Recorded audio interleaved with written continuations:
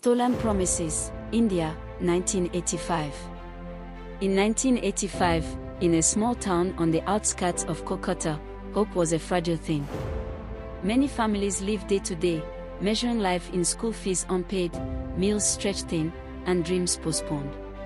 Education, especially for girls, was often the first sacrifice. That was when the visitors arrived. They came neatly dressed, speaking politely, carrying official-looking papers and photographs of foreign schools. They introduced themselves as education agents, claiming to work with charities and overseas institutions. They said countries in the Middle East and parts of Southeast Asia were offering free education and work-study opportunities for bright young girls from poor families.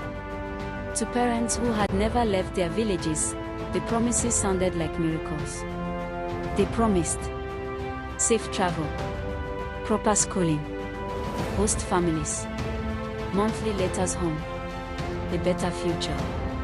They asked for consent, signatures, and trust. And parents gave all three. The girls who left. Most of the girls were between 13 and 17 years old. Some could barely write their names. Others were top students whose families could no longer afford school. On the day of departure, parents wept with pride and fear. The girls were told they were going to study nursing, tailoring, or office work. They were told they were unlucky. Within weeks of leaving India, the truth began to surface. Their passports were taken for safekeeping. Their phone calls were stopped. Letters never arrived. Instead of schools, they were taken to locked apartments and unfamiliar streets. They were threatened in languages they didn't understand. Escape was impossible. They were told they now owed money for travel, food, and documents. The promises of education vanished overnight. A hidden network. What parents didn't know was that this was not an isolated scam. Throughout the 1980s, organized trafficking rings operated across parts of India, targeting rural and low-income communities. They worked with fake recruitment agencies, corrupt intermediaries, overseas criminal networks.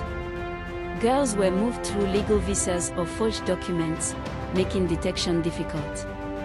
Once abroad, many were forced into exploitation under constant surveillance and fear. Authorities at the time lacked strong international coordination.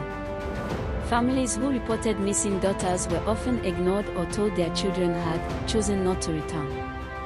For years, silence protected the criminals. The few who returned. A small number of survivors eventually made it back through embassies, raids, or rare escapes. Many returned with trauma, stigma, and no support. Some families refused to speak of what happened, fearing shame. Others never stopped searching.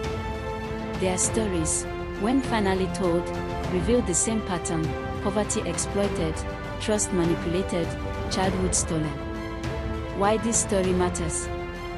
This is not just a story of the past. The methods have changed, but the lies remain the same. Education abroad. Job opportunities. A better life. The faces are different, but the victims are still often young girls. Remembering 1985 is not about history, it is about warning the future. Because the most dangerous lies are the ones wrapped in hope. If an opportunity demands secrecy, separation, or silence, it is not opportunity. It is danger.